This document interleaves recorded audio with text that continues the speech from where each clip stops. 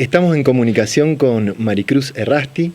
Ella es arquitecta, docente, y tiene una particularidad, hace unos dibujos que son hermosos, pero bellos, donde realmente, incluso te lo cuento, Maricruz, ¿cómo estás? Buenas tardes.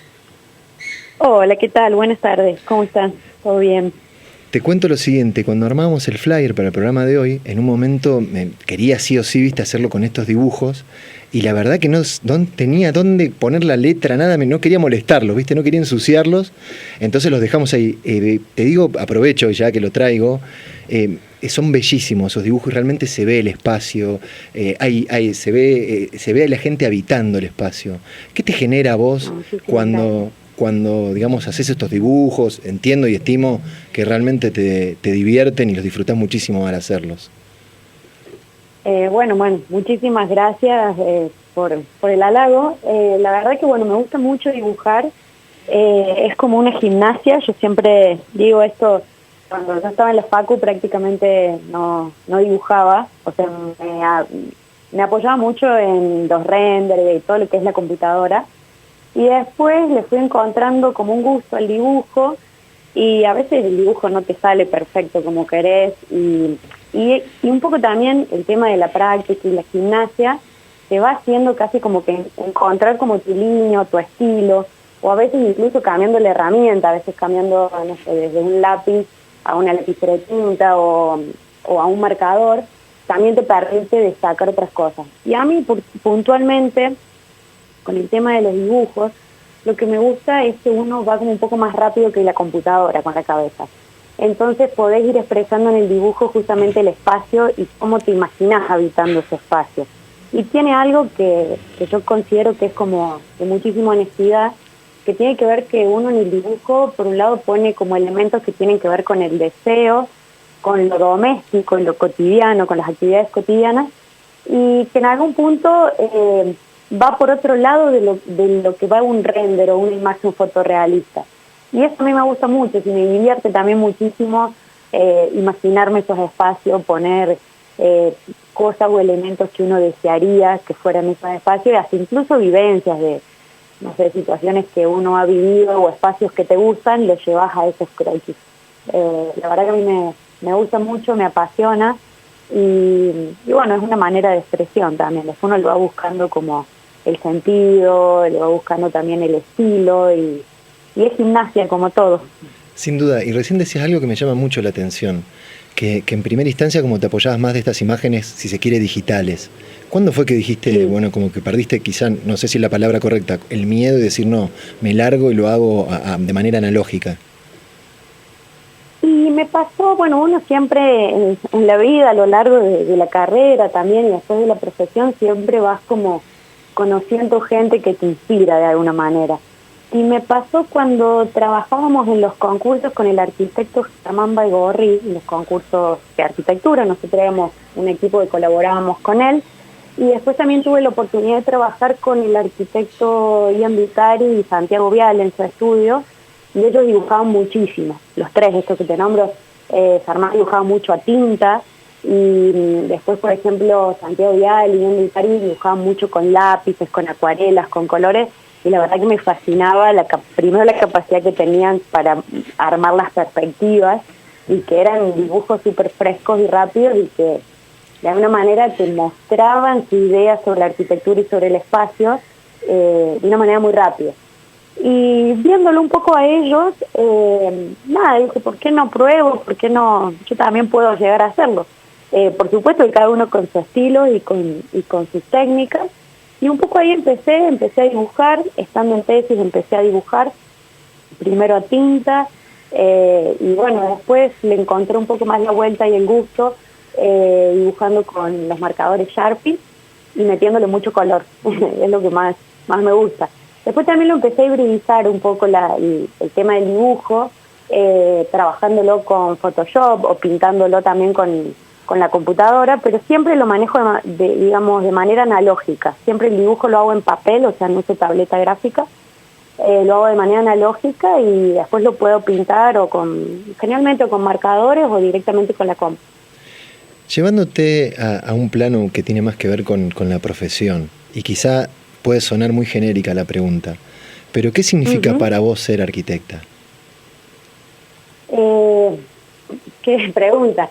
No, para mí es la arquitectura es una profesión muy interesante, creo que desafiante en algún punto, porque de alguna manera cada proyecto, cada encargo que te toca, te hace salir como de esa zona de confort y te lleva desde el punto digamos, desde la creatividad a pensar en soluciones, también a seguir aprendiendo, siempre son como campos que uno los va transitando. Y también por otro lado creo que algo que define el ser arquitecta hoy, creo que es la dinámica y lo colectivo. Hoy prácticamente es casi inconcebible el trabajo de manera individual, siempre estás trabajando haciendo equipos, haciendo asociaciones virtuosas para determinados encargos, y creo que bueno, que pensar y articular colectivamente es un buen punto donde las ideas se nutren, donde crecen y bueno, y hacen a la mejoría de los proyectos. ¿Cómo te va, Maricruz? Te habla Facu Leiva Freites, ¿cómo estás? Hola, ¿qué tal, Facu? ¿Cómo estás? ¿Cómo ves la presencia vos de la mujer en la profesión? Porque por ahí es una profesión que está, digamos, como muy masculinizada, digamos, de alguna manera. ¿Cómo la ves vos a la presencia de la mujer, sobre todo en los últimos años? Yo creo que en los últimos años se fue acentuando más.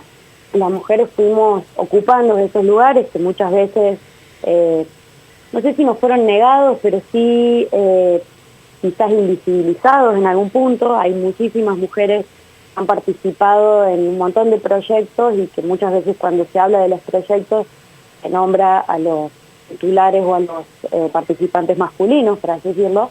Creo que las mujeres fuimos recentrando o retomando esas posiciones.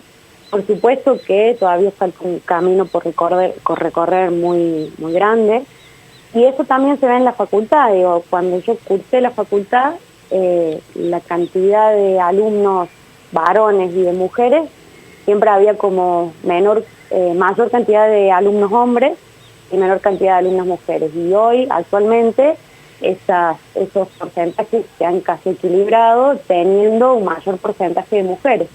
Entonces eso se tiene que ver reflejado fuertemente en la profesión, acá en los concursos. Las mujeres necesitamos y tenemos que tomar esos espacios para hacer valer nuestra voz y para hacernos oír. Pero creo que queda un camino largo por recorrer. En ese sentido, hablaste un poco del ámbito académico, un poco del ámbito digamos, de trabajo de estudio y de concursos. ¿Y cómo es llegar a una obra siendo mujer arquitecta? ¿Cómo es la respuesta por ahí de la gente que trabaja en la obra? ¿Cómo te sentís vos? Mira, te podría dar dos respuestas. A nivel personal, la verdad que nunca sentí, digamos, que uno esté en una condición de inferioridad por el hecho de ser mujer, a nivel personal. Uh-huh. Pero después también es una realidad que y pasa en numerosos ámbitos, que a veces entre un varón y una mujer siempre le prestan más atención a un varón porque a priori pareciera que tiene como determinadas solvencias como más marcadas. Sin embargo, creo y estoy totalmente convencida que uno lo demuestra y lo va prácticamente como ejerciendo en el día a día. Es ir, animarse, también ese es otro gran punto. Creo que le pasa a cualquier profesional joven que recién se recibe, ya sea hombre o mujer, que necesita o tiene que empezar con estos espacios de las obras, que quizás son un poco más, digamos, más complicados en ese sentido, porque justamente uno no tiene determinada solvencia porque no lo transitó, porque no lo vivenció. Y después, como todo, es esa gimnasia de ir, de aprender y siempre tener una actitud, digamos, de humildad y abierta a personas que a veces desde la praxis o desde la profesión de estar en la obra tienen como muchísimo para aportar. Creo que en ese sentido, si uno tiene una actitud abierta y proactiva, puede generar, digamos, interesantes vínculos con la gente en la obra. Bien. Y eso, por supuesto, te potencia muchísimo más el proyecto. Sin duda. Y quería hacerte una pregunta, quizá un poco sacándote del campo del trabajo particular de la obra, sino más en lo conceptual, que tiene que ver con el habitar contemporáneo y particularmente con una propuesta que hicieron ustedes como estudio para una casa, propuesta que realmente recomiendo ver porque me parece excelente. Y un poco la pregunta va en relación a si hoy podemos pensar esas mismas certezas y si conviven. Vale el cuento que busquen este ejemplo del que vamos a hablar para digamos, entender de dónde viene la pregunta.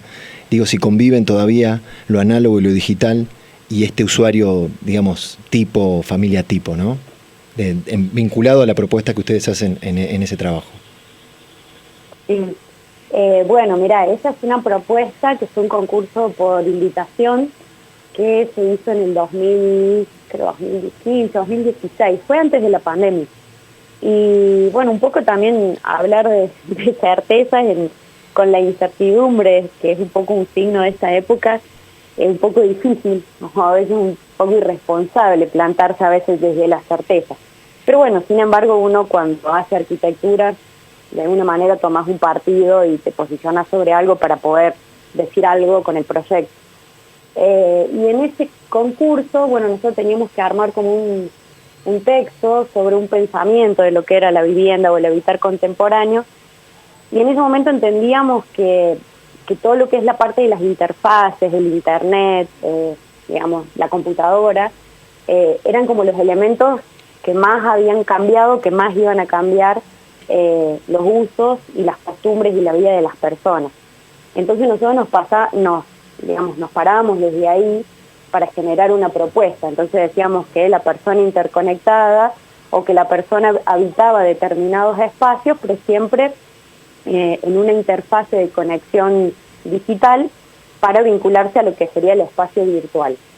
Y creo que desde ese punto, después vino la pandemia y nos cambió prácticamente como todo, o sea, y de alguna manera casi que acrecentó como esas ideas que nosotros teníamos. Pasa que uno a veces se pregunta casi como en ese cuidado con lo que deseas, porque la pandemia casi que se convirtió en una pesadilla o en un capítulo de Black Mirror, en donde todo lo digital se exacerbó y prácticamente la conexión con el mundo exterior terminó siendo una computadora o un celular o una tableta.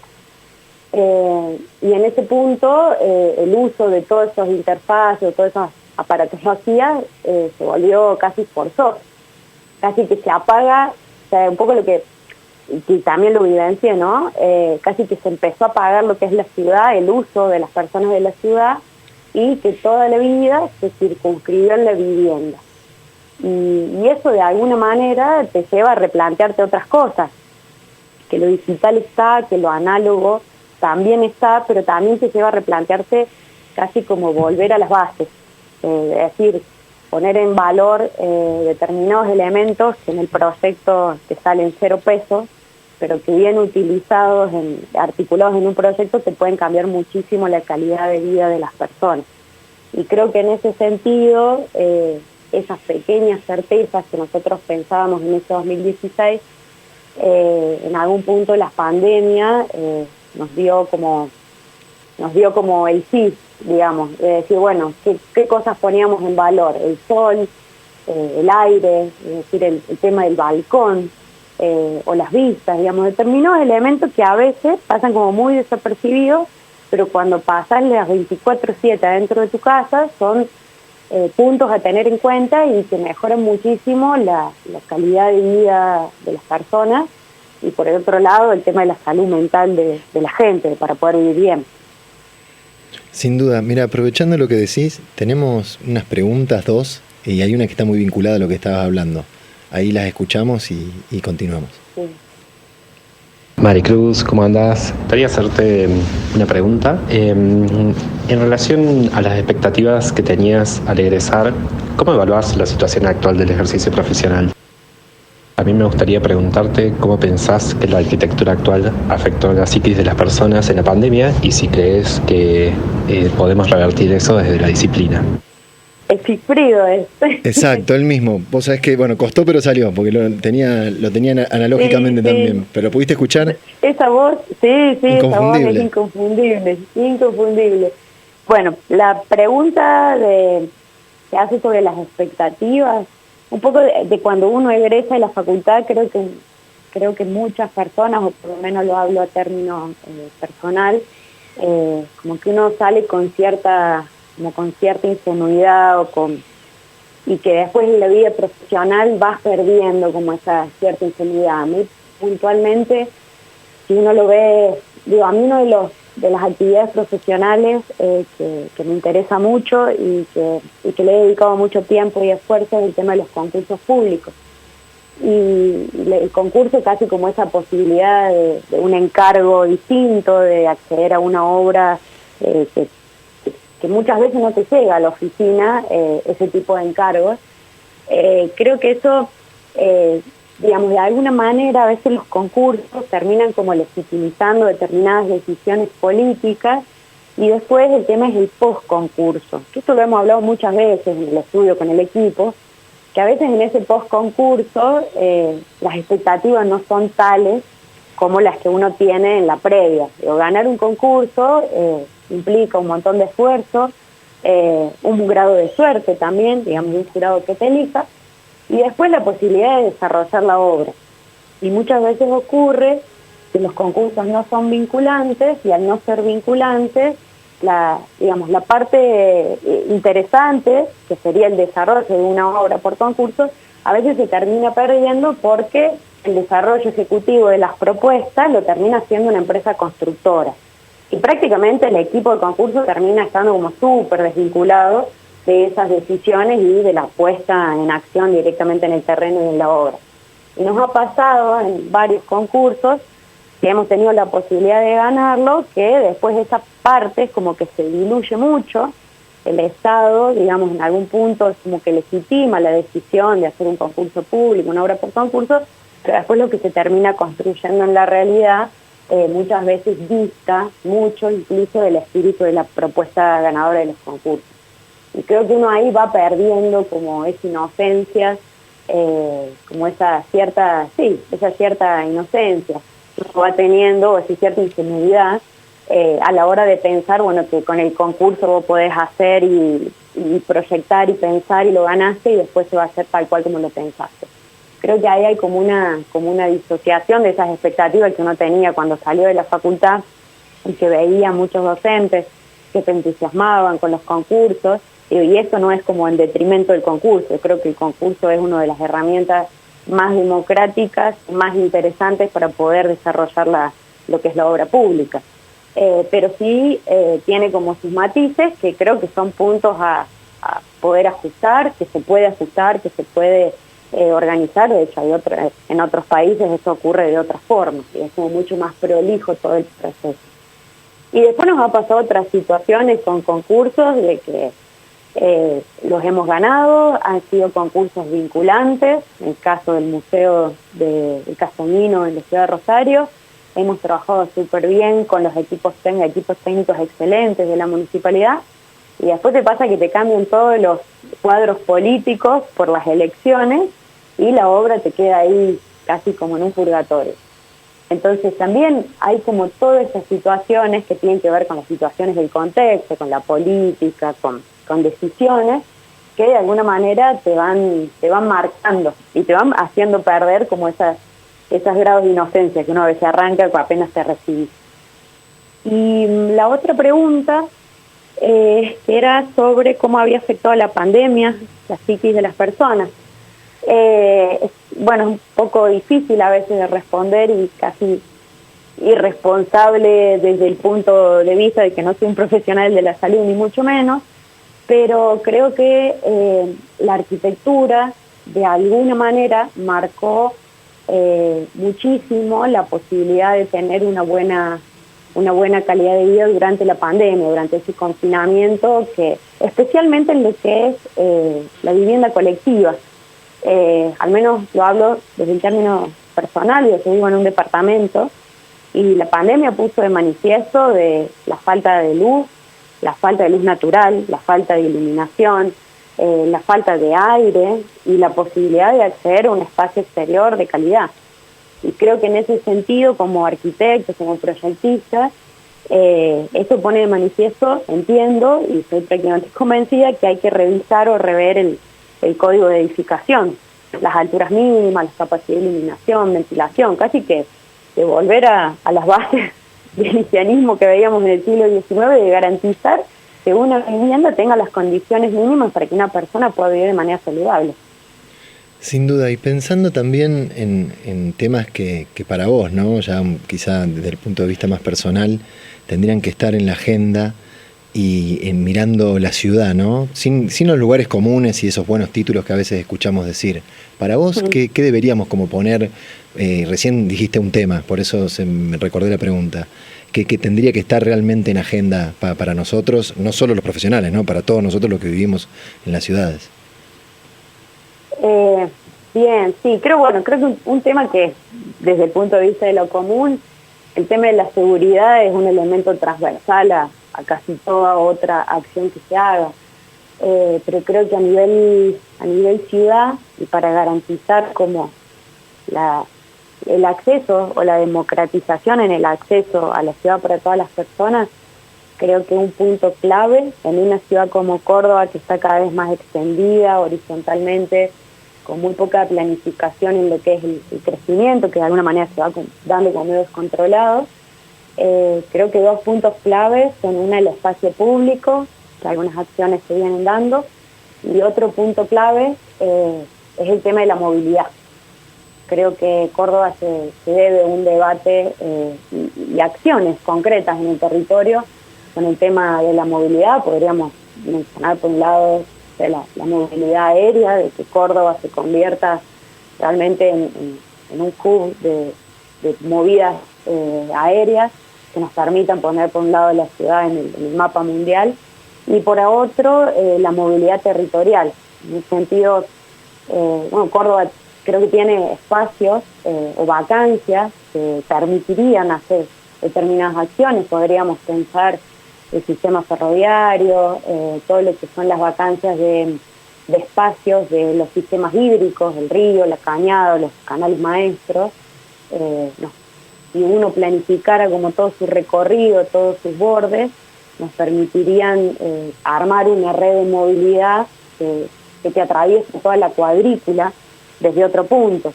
Creo que en este sentido, hacer una ciudad que sea accesible, más allá de determinados proyectos detonantes en la ciudad, creo que eso es una clave, entendiendo que estamos en un post-pandemia y que la ciudad es un soporte de vida de todos. Entonces, creo que el espacio público y la movilidad, la movilidad pensándolo desde la multimodalidad, desde trenes,